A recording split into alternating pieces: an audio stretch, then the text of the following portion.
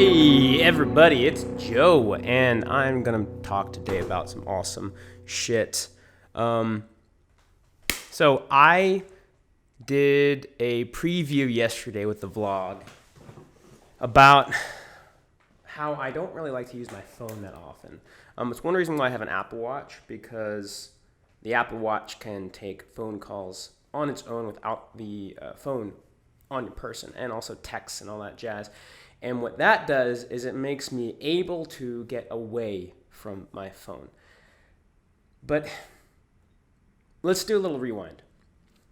It was about 2013 or so, and I was just getting out of my shell and diving way into building a life I love.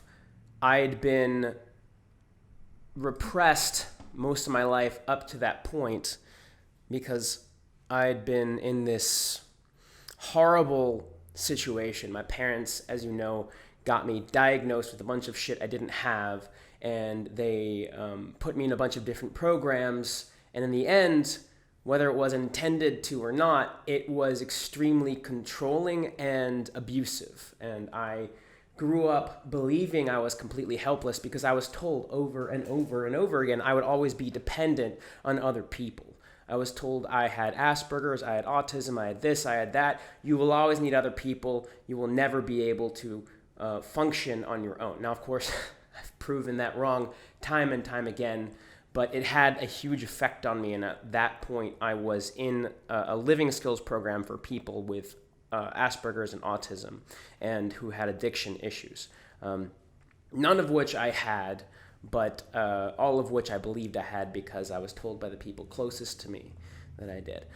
And I was getting out of my comfort zone, and I was about to leave. I was about to, with the help of a therapist, my therapist at the time, I was able to discover that about myself and to get out of it. I was really fucking grateful to her. So that's where I was in 2012, 2013. At that time, there was a video that came up, I believe, on Facebook. It was a video, if I can find it, I'll link in the description below. If I can't, then you won't see it there. But it's a video of... Okay, I guess my thing's done. It's my laundry timer. It's a video of this guy who walks across the street and he bumps into this girl, and accidentally she drops her stuff, and he picks it up and he gives it to her, and then they walk together for a bit, and they talk, and then they grab a coffee, and they meet up again, and they exchange numbers, and they go on dates, and they start dating, and then he proposes to her, and they get together, and I'm kind of tearing up now because it's exceedingly emotional. And it really tugs at your emotions. It's this wonderful life that they build together. And then they die. Like, one of them dies by the other's bedside, and there's like a gravestone with both of them next to each other. It really gets at me, which is why it had such a profound impact. It's one thing I'm also embracing is my emotionality, and I think that's something that is a source of power, and especially as men, I think it's important that we embrace our emotions. So I'm doing that here by allowing myself to show how things affect me. It's not a weakness. In fact, I would say it's a strength. And I think there are weaknesses that we need to cut out of our life, especially if we're going to live a passionate life. This is a small tangent, but in living a passionate life, the word fucking passion is an emotional word. Like, how can you expect to live a passionate life cut off from your emotions? You're fucking stupid, or not honestly stupid. I'm sorry, because like I fell into that trap. I really shouldn't. It's not my place to say stupid or not stupid, but I think it's a stupid idea to think that you'll live a passionate life apart from your emotions. You have to have, like, that's an emotional word. A passionate life, by definition, means that you have a lot of passion, a lot of drive, a lot of emotions, good emotions that you draw upon for strength. So I want to show that in my content. I want to portray that, and I want to advocate for living a life full of emotion rather than cut off from it. And yes, stoic, yes, measuring your response to your emotions. Your response to your emotions is something you should control, but your emotions, I think, should be felt fully and influence all your actions, and in fact sometimes even amplified, especially if you want to live a passionate life. But back to the end of that video, it rewinds to the beginning, and it's the same exact scene, but instead of him bumping into her and picking up her stuff and that going on to a future together, he's on his phone. And he bumps into her same exact way. She drops her stuff same exact way, but then he keeps walking because he's on his phone. He doesn't notice anything. And it hit me in such a profound way at the time that I detached. I did everything I could to get away from my phone as much as I could. And honestly, I'm doing an even better job now because I'm better at controlling my actions. And also there's more tools. There's more notification tools in iOS and Android. I have an iPhone, so for me, specifically in iOS, there's more tools for you to disconnect than your phone to act the way you want it to, notification-wise. And it was just such it hit me so deeply, as you can see. I mean, I almost teared up earlier. I didn't realize how much my phone had been affecting me. And that was, 2012, 2013, so like 8 or 9 years ago. And in that time, I've slowly been using my phone more and more. And I noticed yesterday I was like constantly checking my messages. I turned my notifications off 100% for my messages. So now I actually have to click on the Messages app, like, either it's Signal or Messenger or iMessage or any of the Messenger or Telegram or whatever. Any of the Messenger's apps, I have to actually click on the app for me to see the messages. Otherwise, I won't see them. There's no notifications except for maybe a ding, but then I keep my phone on silent, so I don't usually have that, or even my emails and stuff, because I don't want to be distracted by it. But then I found myself clicking on the app all the time so I could like get in there and see if I had messages, and it was just so distracting. And anytime I had any sort of emotion, I just click on it because I wanted this release. I didn't want to feel that emotion because it wasn't comfortable. So there is I want to shout out to Joe Rogan because he, on his podcast that was released yesterday about the woman who wrote the book on testosterone, he was talking about how he gets emotional and how he thinks emotions are a source of strength. And I was like, I used to think that way.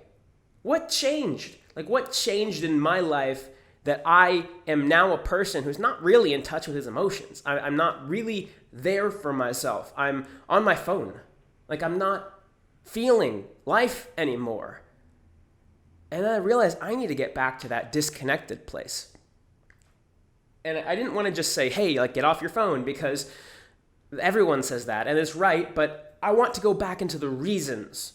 Because when I'm on my phone, I'm distracted. I'm like on autopilot. I'm distracted. Like, I might be feeling things, but the moment I feel something, I can instantly press something on my phone. It will distract me from that, and I'm no longer present. There's an amazing, amazing song. I'm going to link to it on, it's probably a YouTube Vivo or whatever. If there's a YouTube Vivo, because you might not have a Spotify account or an Apple Music account or whatever. But YouTube, it'll just show an ad and then everyone can see it, called Youth. And it's by an artist named Daughter. And I don't know any of her other songs, but this song, not anymore because I've listened to it a lot, but when I first listened to it, I would cry when I heard it, because it just speaks to that part of you that is like, why am I not feeling life anymore? And over time, you feel life less, and I think it's really important to be in a place of strength. I just spit on my microphone. It's really important to be in a place where you are in control of your reaction, and you can act in the way that you want to from a rational basis. I do think that action should be controlled, feelings should not. And they don't necessarily need, like, if you feel one way, it doesn't mean you should act a certain way. It means that it just gives you information. So I think there is a place to be stoic. I mean, stoic people, they don't not feel, they just control their reactions to feelings. And I think that stoicism and Buddhism go hand in hand. It's like, let's step up, step back, let's feel our feelings fully, and then realize that we're not them, we're not automatic beings. We can look at our feelings that we feel fully from the outside and be like, okay, that's what I'm feeling, this is what I'm doing. But this song, let me see if I can remember some lyrics. If you're still bleeding, you're the lucky ones, because most of us, most of our hearts, they are dead and they are gone. And it's just like, wow. Like, even now, you can see I'm kind of choking up, because it really speaks to like we don't feel. When we get older, a lot of us, including me, we find ways not to feel, and that is cutting ourselves off from our power in a way, because our feelings push us to do things. They push and they pull us to do things. And if we are in a healthy emotional place, we can use our feelings as jet fuel, as nitrous. We just fucking like connect ourselves to this powerful drive, and as long as we do it in a right way, in a stoic way, we can use that to drive us forward. We can use our emotions to drive us forward, rather than to just push and pull us everywhere. So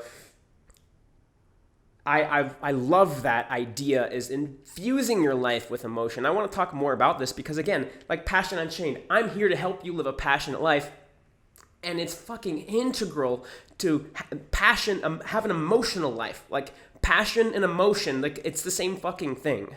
So you can tell I'm passionate about this.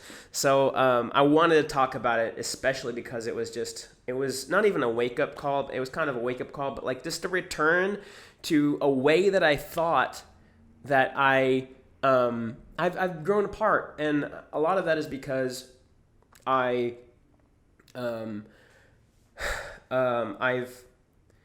a falling out, not a falling out, but I had like me and that therapist aren't working together anymore. And since I stopped working with that therapist, the lessons that I learned with her kind of slowly started to fade, because it was kind of dependent in a way on my relationship with my therapist. And because that didn't work out very well in the end, after 6 years of working together, it slowly started to fade. And then recently I've gotten some closure on that, and I've started to be able to take the lessons that I learned in our therapy sessions and own them for myself, so that I can essentially relearn them, and now I don't need that relationship there to remind me of the lessons I learned. So I'm in a place now where I'm kind of recapturing a lot of the lessons that I've learned in my early 20s and applying them now without any conditional relationships attached to them. And it's just, anyway, it's fucking amazing. I said this in the last few vlogs. On Tuesday, I have a weekly call every single week with my mentor in a group setting. I'm also doing some more coaching with him. But Andy, I'm going to put this in the description. I did an interview with him, and he did an interview with me. Let me just put both of them in there. Links, Andy, interview, times 2. So I'll put the links of my interview with him and his interview with me. He actually interviewed me twice, but I'll just do the last one because the first one, the audio kind of sucked. And he's a fascinating guy that I've worked with, and he is a content creator like myself. He's further along in his journey. And I asked him on our coaching call, I'm like, some advice for Passion Unchained. And he's like, why are you doing Joetography here and Passion Unchained there? Like, shouldn't you just do everything under the same umbrella? And I'm like, well, photography is photography, and then this is like lifestyle building, so they're not the same thing. He's like, no, hold on a second. You are the product. Like, if I sold Passion Unchained to Joe Schmo, I mean, my name's Joe, but my last name's not Schmo, believe it or not. If I sold it to Joe Schmo, how many of you would subscribe to his channel or want to do photography with him? Or any other creative services with Joe Schmo? Probably none of you. And even if you did, it would be because he proved himself, not because, it's Passion Unchained. Because Passion Unchained is me. Passion Unchained is Joe me. It's like my stories, my philosophies, and my face, my vision, my voice. So why the fuck would you go and watch Joe Schmo and pay him money? You would do that for me, but not necessarily for him if it was under Passion Unchained. Now, it's not necessarily Joe Schmo's a bad guy. It's just that this is about me. Like, you have a connection to me, right? And so it kind of, it gave me a different perspective. I'm like, oh, wow, like, it's not what I'm doing. It's who is doing it, which is me. And everything I do should be under the same name, because otherwise I'm just diluting everything. So I changed, I'm consolidating everything, because my goal here is to build a passionate life for myself, and in the process teach you the lessons that I'm learning in the process of building a passionate life and guiding you along the way. So like say here's the path, I'm here on the path, and you're anywhere here, like I'm like pointing out the roadblocks, like here's the edge, there's like a flood coming up, like make sure to put your boots on, or there's like, there's a branch, like be careful to duck over here, and that's who I want to be. So I guess I just wanted to say that, because I'm the specifics of like the names of things and the descriptions of things and like my link tree and how I frame the things that I'm doing, the things that I'm sharing, the things that I'm selling. I want it all to be clear about the vision I have for Passion Unchained. I like my goal for myself is to be doing YouTube and creative things for money, and for that to be my only source of money, where I can travel the world and do these creative things and create content for you guys and help you build a life that you love and build a passionate life for yourself. And in the process, I'm learning things. And one of my focuses now is photography. I love photography. As you can see, I have 2 lights in the background. I have a nice microphone, and I have a nice camera. And I have been doing dating photography for months now for myself and for others. And I have a lot of clients who are happy. And that's also a way to give you guys a passionate life, is to enable you to have more success on dating apps and a more fulfilling love and sex life. And I'm in a place where I'm not exactly where I want to be with my love and sex life, but I'm a lot further along than I was. And I am seeing a girl that I really like, and it's fun and it's exciting, and I like that. And a lot of that was because of the photos I took for myself that showed the best parts of me, and put them out there on the dating app so that I can get success. And so I want to do that for you if you come to Austin or you fly me out to where you are. If you're not in Austin, I will charge a little extra, of course, because I have to buy a plane ticket and lodge myself, etc. But either way, if you fly me out or you come to Austin, I will get you taken care of. I'm not going to go on and on and on about the testimonials I've had. I think I've talked about some of them before, but I've gotten good success for some other people and myself, and I am looking forward to helping you if you so choose. I have a link tree in the description below. Click on that, and then one of the links will say book your photo shoot, and just follow that link. But really excited to see how Passion Unchained develops, and create more of a close relationship with you guys, and being more vulnerable. That's what I've been doing on these past few episodes, because I'm not just here to throw information at you. I'm here to build a connection, form a connection where you guys can build a life that you love, that you jump out of bed and you're fucking tap dancing to do whatever you're gonna do. And of course, I don't want you guys to be dependent on me, so I don't want to form a relationship where it's like, oh, like Joe's the best, and like I'll always be looking up to Joe. Like, I would love you guys to fucking build a life that you're even happier about than I'm happy about my life. I think that would be really cool if you guys like fucking love your life, and I'm like, hey, I love my life, and you're like, dude, I fucking love my life, and like maybe you surpass me and your life is happier.